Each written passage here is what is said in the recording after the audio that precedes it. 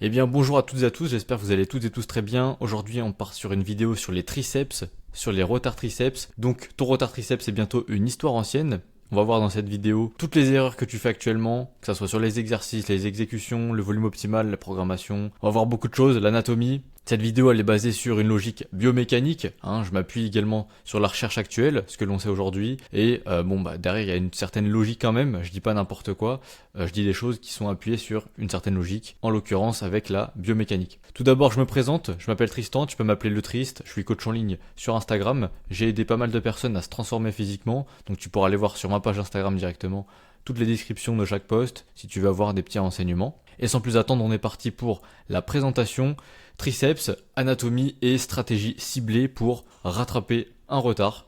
On est parti tout d'abord par l'anatomie. Donc on a trois portions distinctes. On a évidemment la longue portion, la portion latérale et la portion médiale. Le chef latéral et médial, qu'est-ce qu'on peut en dire? Eh bien ils ont des fonctions similaires. D'ailleurs j'ai oublié de te présenter l'anatomie avec une image, mais en gros voilà, donc on a le chef latéral en jaune, la longue portion en rouge, et la portion médiale en vert qui est en fait en dessous des deux autres, mais globalement, voilà, c'est à peu près la même chose. Donc chef latéral et médial, fonction similaire.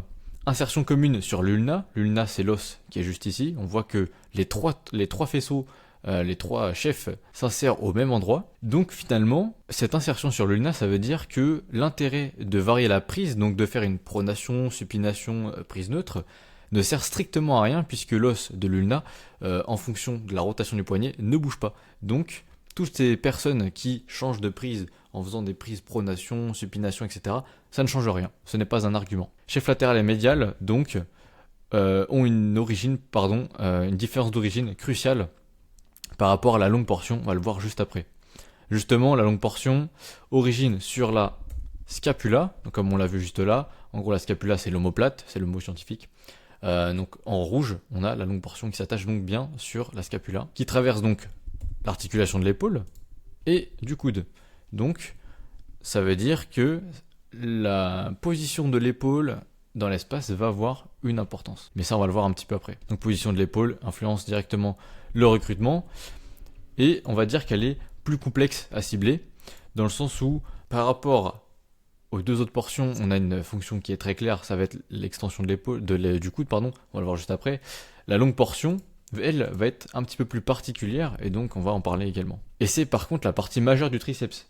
En termes de volume, c'est la partie la plus intéressante à hypertrophier, donc ça peut être intéressant d'avoir un travail spécifique pour la longue portion. Le chef médial et latéral, donc on a, comme on a dit tout à l'heure, une insertion sur l'humérus, sur la partie haute, donc en gros, j'ai l'image normalement juste là. Voilà, c'est l'humérus, c'est notre bras tout simplement. Donc les deux ont des insertions quasiment communes, en vrai, c'est très proche.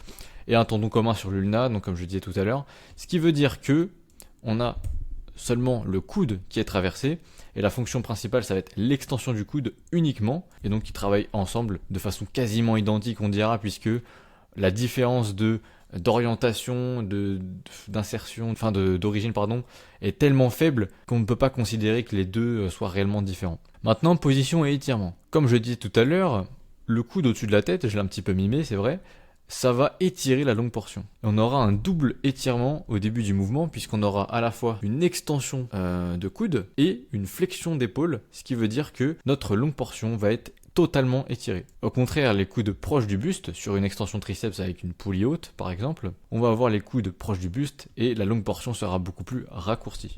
Et une position intermédiaire, ça serait d'avoir les coudes devant soi, donc au niveau du sternum environ. Et profil de tension différent selon la position également. Faut faire attention avec ça. Souvent les gens disent que une extension overhead, donc avec les coudes au-dessus de la tête, c'est forcément une tension à l'étirement, c'est possible, mais ça dépend carrément de la position dans l'espace et de la position de la poulie. Maintenant, on va voir quelque chose que tu n'as certainement jamais entendu, je pense, la rotation de l'épaule qui a un impact.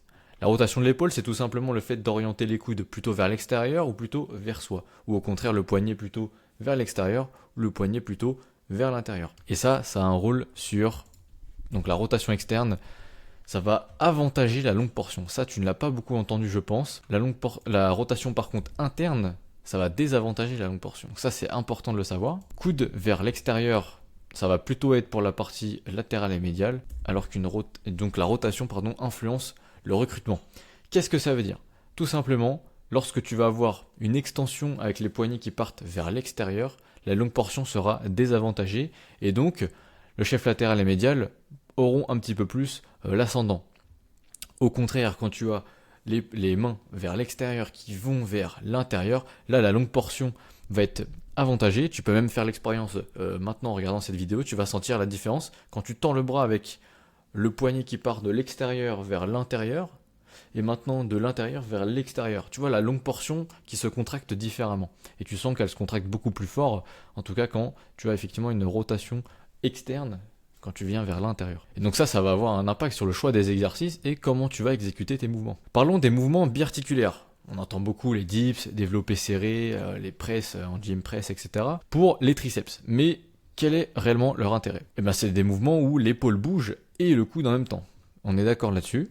Ce qui fait que la longue portion est peu sollicitée. En fait, on va avoir une différence de longueur très petite puisque on va étirer à la fois la longue portion avec le coude puisque on va être dans une position relativement étirée au niveau du coude. Et quand on va pousser, on va avoir en même temps une flexion d'épaule, ce qui va en même temps étirer et raccourcir la longue portion. Donc la différence de longueur est trop petite pour que ça soit intéressant. Par contre, l'avantage de ça, c'est que ça va peu solliciter la longue portion, mais il faut se souvenir que le chef médial et latéral n'a pas du tout d'impact par rapport à la position de l'épaule. Donc les mouvements de développé sont très intéressants quand on veut développer davantage la partie latérale et médiale. Voilà, c'est écrit juste ici. Donc ça va favoriser le chef médial et latéral. Et le but de ces mouvements, ça va être d'avoir le poignet qui se rapproche le plus possible de l'épaule. Le but est d'avoir le plus possible d'extension de coude, malgré que ce soit des développés. Puisque le but, ça reste de développer les triceps et non pas les pectoraux ou le deltoïde antérieur dans ce genre de cas. Maintenant, les exercices pour la longue portion, car oui, on l'a vu, la longue portion, celle qui prend le plus d'espace et donc la plus intéressante à hypertrophier. Et bien déjà, il faut fixer l'articulation de l'épaule. On a bien compris que quand on avait une épaule qui bougeait en même temps que le coude, le problème était qu'elle était peu recrutée. Donc il faut avoir une extension de coude isolée, donc en gros une extension de coude toute seule, ça va être des mouvements monoarticulaires, idéalement de faire des overhead extensions, donc avec le coude au-dessus de la tête pour étirer davantage la longue portion puisqu'elle est attachée sur la scapula, l'omoplate, donc elle traverse l'épaule et le fait d'augmenter la flexion d'épaule va l'étirer davantage. On pourrait avoir des extensions poulies hautes avec les coudes proches du buste, donc là ça va raccourcir davantage la longue portion, et une position intermédiaire ça serait un barre au front ou un haltère au front, pourquoi pas, ça peut être de très bons exercices. Il existe aussi des machines mais elles sont assez rares et rarement très bonnes. L'idéal ça serait de faire en unilatéral avec une rotation externe en overhead. Alors l'exercice est extrêmement compliqué à mettre en place, mais globalement il faudrait avoir le coude au-dessus de la tête et lorsque l'on fait notre extension avoir le poignet qui vient bien devant soi et non pas sur les côtés pour éviter d'avoir trop de rotation interne. Et l'unilatéral ça permet de recruter plus d'unités motrices, donc très intéressant dans le cas d'un retard. Globalement je recommande d'avoir de l'unilatéral pour rattraper un retard. Maintenant parlons de la programmation optimale.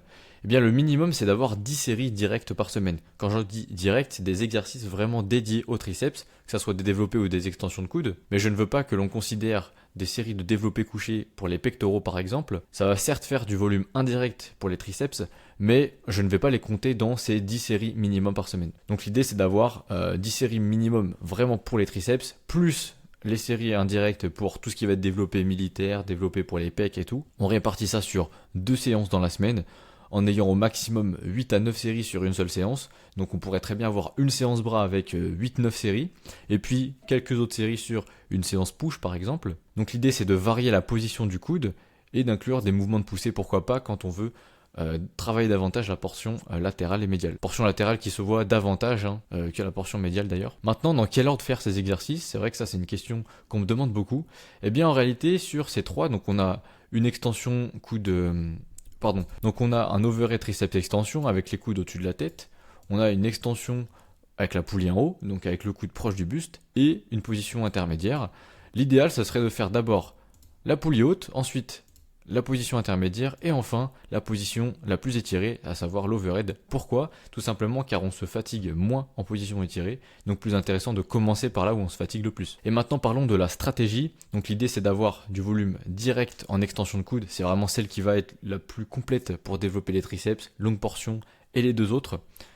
On cible la longue portion en priorité, on varie les profils de tension avec Voilà, des fois de la tension surtout sur l'étirement, parfois de la tension un petit peu plus sur la contraction, ça peut être intéressant. Un travail en unilatéral pour améliorer le recrutement, avec des rotations externes pour avoir un peu plus de force sur la longue portion, donc éviter les rotations internes trop importantes. Et puis on peut combiner le monoarticulaire et le polyarticulaire, mais ça va dépendre des cas, et si l'on veut réellement développer davantage la partie latérale et médiale. Petit bonus de fin de vidéo, donc en description tu retrouveras un lien. C'est un lien Calendly. En fait, c'est un appel de découverte offert. Donc en fait, cet appel te permet de faire le point avec moi pendant 1 heure. On peut discuter de tes objectifs, savoir comment on pourrait les atteindre. Je peux même te proposer une feuille de route totalement gratuitement.